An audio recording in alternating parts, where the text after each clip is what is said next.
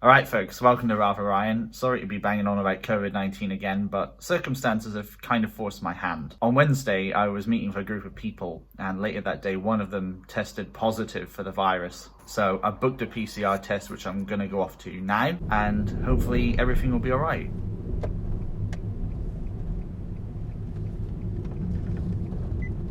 Alright, so I wasn't allowed to film it, but I have now taken the test. Basically what happens is you get a swab and have to put it in the tonsils at the back of your throat and then up your nose for about 10 to 15 seconds. I certainly put the swab into something at the back of my mouth. I'm not absolutely sure that was my tonsils, but it definitely went up the nose, that's for sure. And there's the test receipt card to prove that I've done it.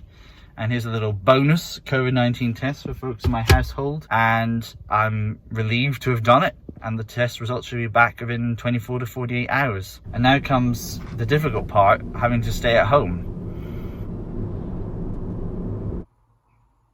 It's been a long day of not doing very much, quite frankly, but then didn't have that much to do today anyway. At about 10 minutes past midnight, I got the email from the NHS to say I've tested negative, which basically means I'm free to go. I appreciate I'm very fortunate to be in the position where I'm able to have the access to the tests that I do. I was surprised to get the result within 14 hours of taking the test, given I was told it would probably take between 24 and 48 hours and possibly even longer than that, which would have eaten into work and other commitments. But now that's been averted. I know that self-isolating is not fun because this is actually the second time I've had to do it.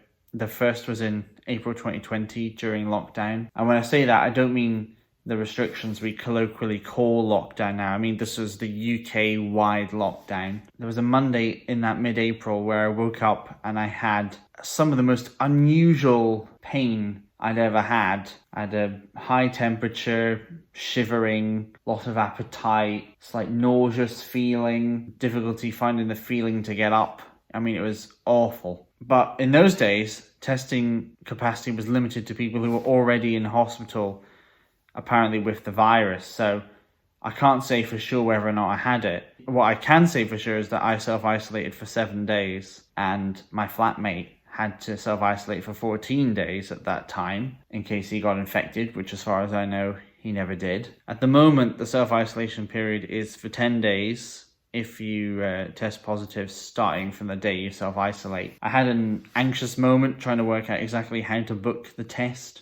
In the end, I think I used the Scottish Government website and called the phone number mentioned on it. I'll put a list of sources in the description. They'll explain this much better than I can. There's also a video from a YouTube channel called NHS Inform, which explains the process through which you take the PCR test, which helped make things a little bit easier for me. So in conclusion, I want to say thank you, NHS. Thank you for watching. Get tested if you need to, and take your vaccines, and it will do us all the world of good. Thanks for watching, and I'll see you in a bit. God, I'm so tired.